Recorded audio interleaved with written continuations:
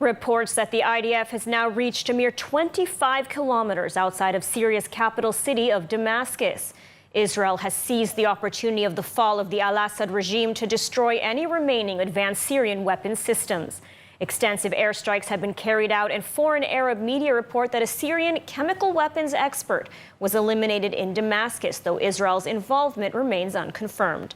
Meanwhile, Jerusalem has informed the UN Security Council that the incursion is only temporary. More from ILTV's Steve Leibovitz. The IDF is carrying out extensive bombing raids in Syria, destroying major elements of the former Syrian armed forces, hitting military sites across the country. Overnight, the IDF targeted the Defense Research Institute in Aleppo and the Scientific Research Center on the outskirts of Damascus, among other sites. There are also reports of an extensive attack on the Syrian naval vessels in Latakia. The strikes were carried out to prevent them falling into the hands of terrorists. According to the UK-based Observatory for Human Rights, Israel has destroyed the most important military sites in Syria, with about 250 airstrikes since the fall of President Bashar al-Assad's regime. On the ground, the IDF has been expanding the buffer on the Golan and has reportedly entered 9 villages on the Syrian Golan, with reports placing IDF troops 10 kilometers inside Syrian territory and about 25 kilometers south of Damascus. Israel informed the United Nations Security Council that it's taken limited and temporary measures in a demilitarized strip bordering Syria to counter any threats, particularly to residents of the Israeli Golan. Ambassador Danon said Israel is not intervening in the conflict between Syrian armed groups and remains committed to the framework of the 1974 Separation of Forces Agreement. Foreign Minister Gideon Sa'ar also insisted that the Israeli incursion was temporary. In the Golan Heights, we took in some points, ruling territories near the border in order not to be surprised from October 7 in the Syrian border. I emphasize it is a very limited and temporary step we took from security reasons. And in light of the dramatic events in Syria, Prime Minister Benjamin Netanyahu said that Israel will do whatever is necessary to ensure its security. The Prime Minister also reiterated that the Golan Heights will forever be an inseparable part of the State of Israel. All the details in the following report. Prime Minister Benjamin Netanyahu on Monday night said that Israel is taking all the actions necessary to try to ensure its security with regards to the new situation created in Syria. עם שר הביטחון ישראל כץ ובגיבוי כל חברי הקבינט, הנחיתי את צה"ל לתפוס את אזור החיץ בינינו לבין סוריה ואת העמדות השולטות והסמוכות לו. זה כולל גם את פסקת החרמון, מה שקרוי החרמון הסורי. Speaking at a late-night press conference, Netanyahu expressed both hope and optimism, as well as concern over the downfall of the Bashar al-Assad regime, one of the most significant strategic shifts in the Middle East in decades. ומדינת ישראל מבססת את מעמדה כמוקד של עוצמה באזורנו, כפי שלא היה עשרות שנים. מי שמשתף איתנו פעולה, מרוויח בגדול.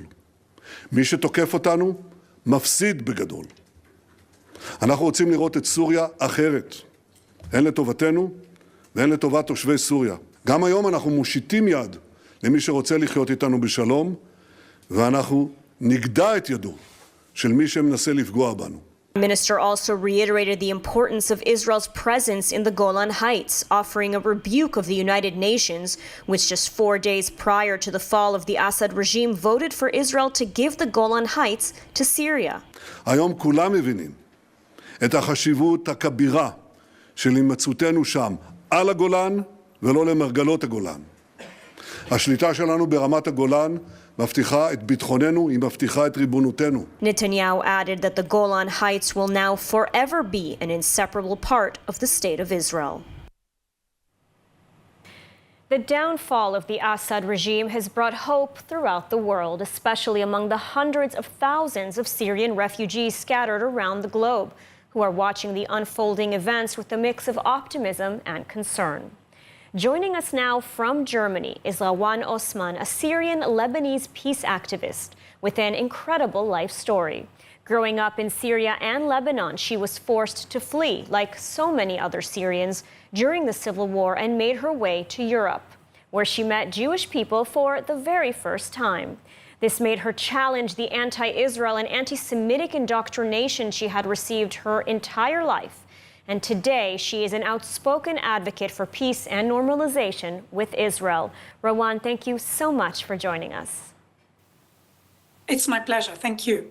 So you, of course, have been following the developments in Syria, your home country, very closely. Many Syrians have expressed joy at the fall of the brutal Assad dictatorship, but is there now also a concern about the direction the new leader, Mohammed al-Julani, former al-Qaeda member, will take the country in? Definitely. As you said, we all have mixed feelings. We have given up. Nobody has imagined that the overthrow of the Assad regime would be so swift. It's bad news that jihadists have almost taken over the country. Therefore, I am very grateful for the demilitarization of Syria. Israel has an army and could fight back, but for the sake of the Syrian people, such buffoons cannot have chemical weapon. So I'm happy that Israel has destroyed warships, jets, and helicopters. And I must add that the Kurds in northern Syria fought ISIS, and the world should be grateful for their efforts. Men and women, they deserve better than being slaughtered by jihadis.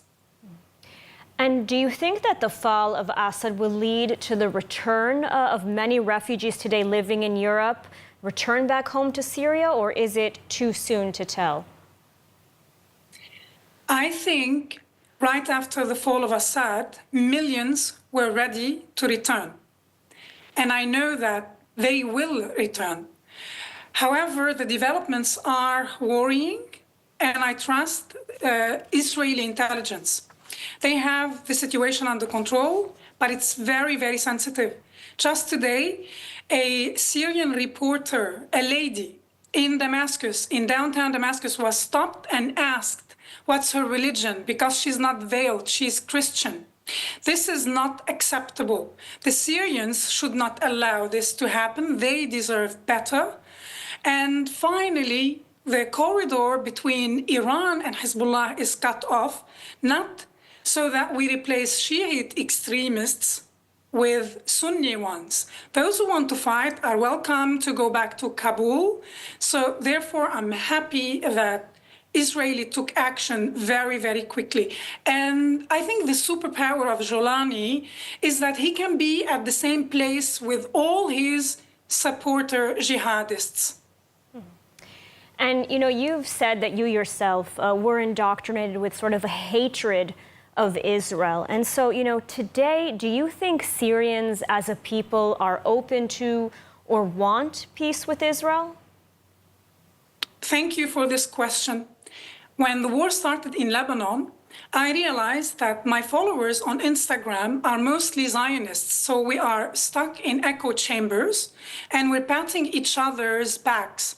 So I wanted to know what people are thinking in Lebanon and Syria. And I built a TikTok account.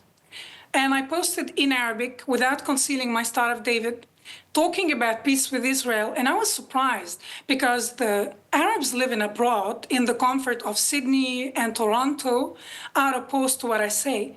But people on the ground in Syria and Lebanon told me, and they write it without hiding their names and faces, we are sick of wars and we look forward to peace with Israel. We are sick of the axis of resistance and the misery they brought upon us.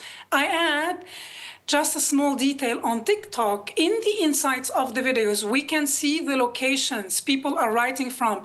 And most of my following, I don't even add English translation. Most of my following are in Syria, Lebanon, Turkey, Saudi Arabia, etc. And, you know, today we are seeing sort of the extent of the brutality of the Assad regime, especially with the heartbreaking images coming out of children emerging, you know, from the prison. Are Syrians today asking where was the United Nations? Where were world leaders in condemning Assad? You know, Assad today is free to travel around the world. There's no ICC arrest warrant against him. You know, what do you think of this? We've always told other Arabs who urged us to support the Palestinian cause that we are fed up with their made-up cause.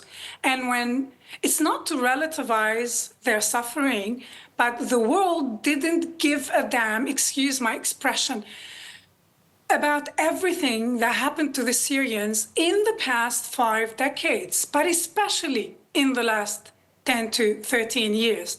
So cry us a river, give us a break. When the ICC issues an arrest warrant for Netanyahu and Gallant based on Hamas's claims, and the ICC knows for certain that what Assad has committed is documented, and yet an arrest warrant, even investigating, a serious investigation, was vetoed, it breaks our heart, but we've given up on the international community. And the cherry on top was seeing Bashar al-Assad recently in the urgent summit in Riyadh in Saudi Arabia lecturing the Israelis on human rights. Give us a break. All right, well, Rawan Osman, thank you so much for speaking with us today. And let's, of course, hope for a better future for the people of Syria and the people of Israel as well. Thank you so much. Thank you.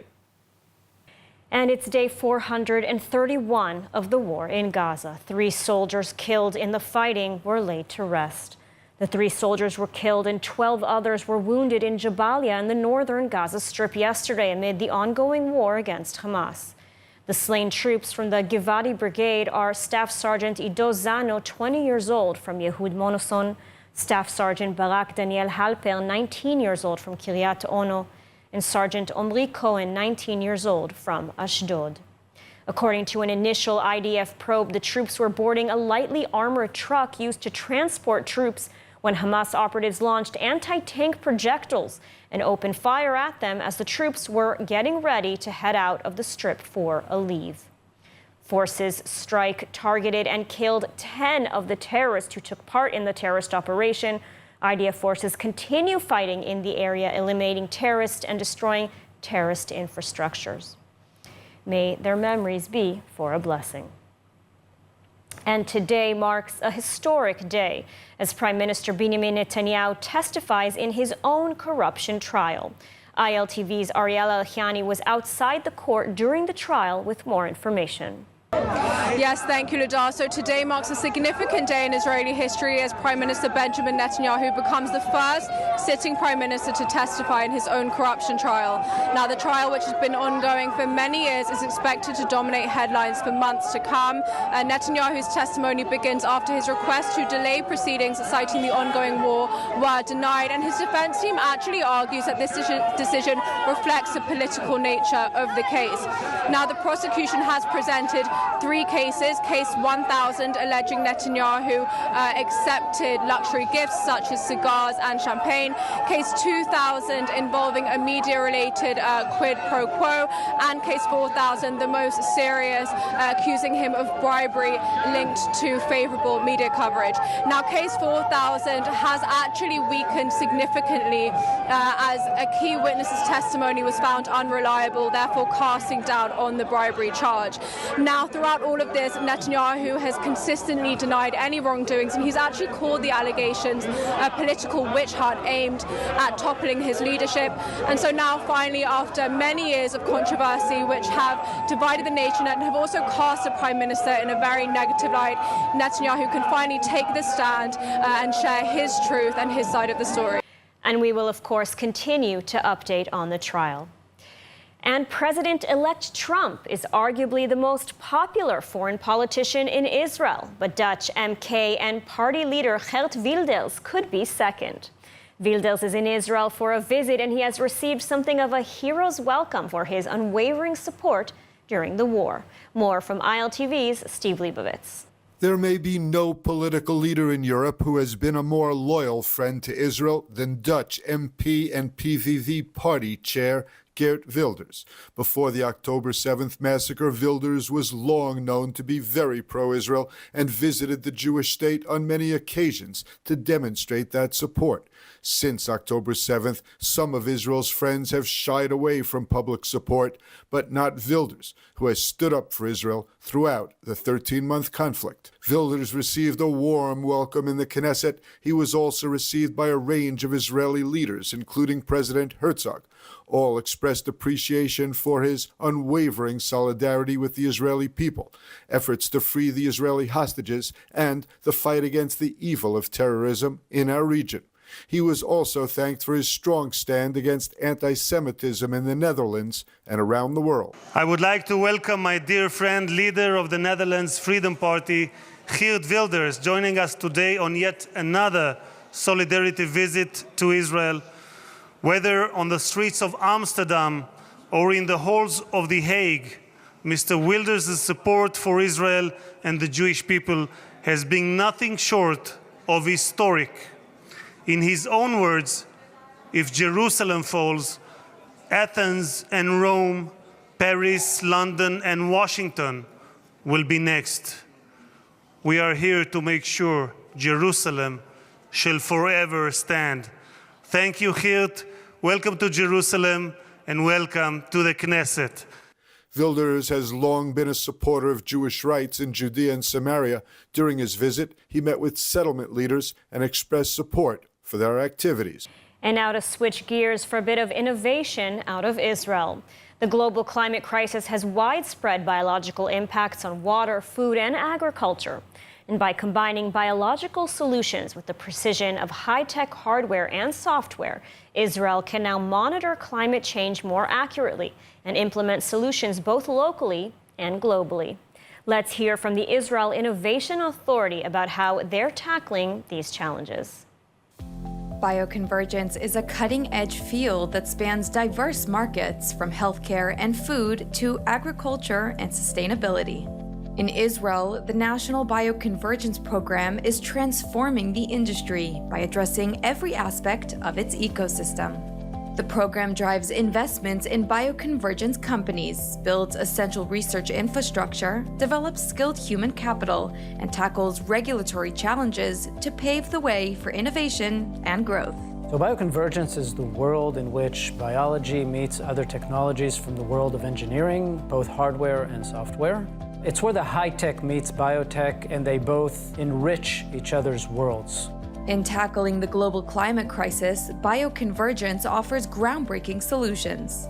By combining biological components with advanced hardware and software, we can monitor climate change more accurately and implement innovative strategies to address challenges on both local and global scales. A prime example is Bug-Era. This pioneering Israeli company uses advanced genetic engineering to create novel strains of black soldier flies that significantly boost oil production. By breaking down economic barriers in BSF farming, Bug-Era produces sustainable oils that can replace traditional food oils and biofuels. Their process also upcycles diverse organic waste, cutting greenhouse gas emissions from fuel and waste while driving the circular economy forward. This helps Israel to overcome some of its food security challenges of being self-contained with producing its own protein for animal and aquaculture. This industry will lead to actually using black soldier fly as a bioconverter of organic waste into alternative protein, alternative oil for feed, for animal feed, for aquaculture feed, and for biofuel. And by that, to promote Israel's self-sufficient capabilities in producing its own feed. Another innovative company is Biotech, which produces fully bio-based, biodegradable PHBV polymers, using marine biomass as feedstock in its precision fermentation process. These polymers aim to replace fossil-based plastics, eliminating the need for traditional recycling. Unlike most bioplastics, which rely on terrestrial resources and fresh or treated water and require industrial composting, Biotech offers a cost-effective, scalable solution.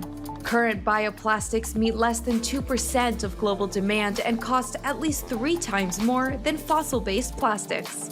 Biotic is breaking this mold, paving the way for sustainable, accessible alternatives to traditional plastics. If we take something that nature knows how to do and do it naturally, and just emphasizing it, scaling it up, and making it industrialized, in this way we are not harming the nature, but rather helping it recreate itself. Israel has a good, strong record in the high-tech industry and top-notch biological research in all fields. Putting these two together gives you a robust approach to the tech requirements of dealing with climate change.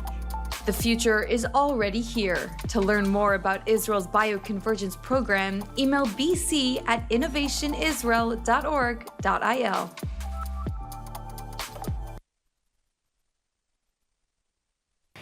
And today we have the privilege of hearing once again from Yael Eckstein, president of the International Fellowship of Christians and Jews. She shares with us a recap of some of the most important headlines from recent weeks. Let's take a look.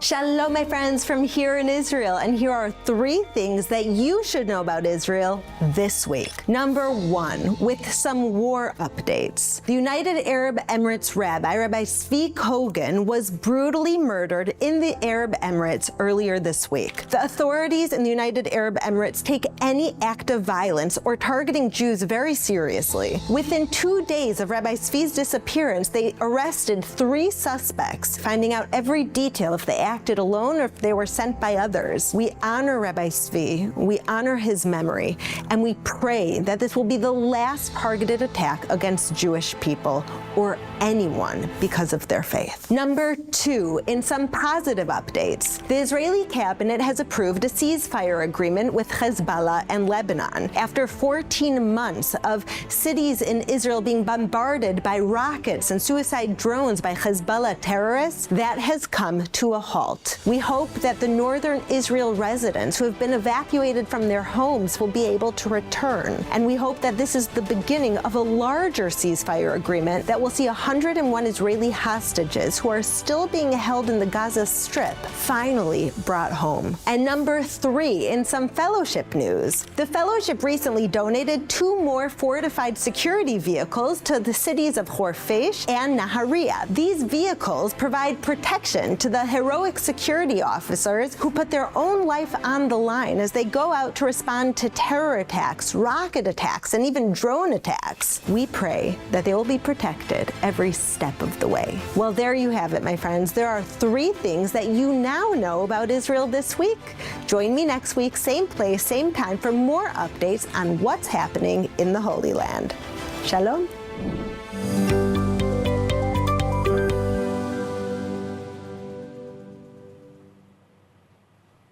And now let's take a look at the weather forecast.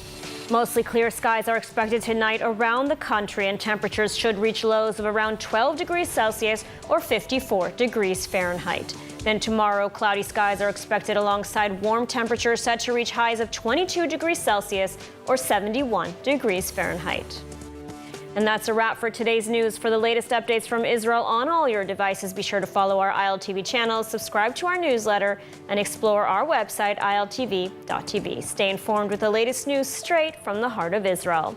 I'm Ladar Gravelazi. Be well, stay safe, and thank you so much for watching.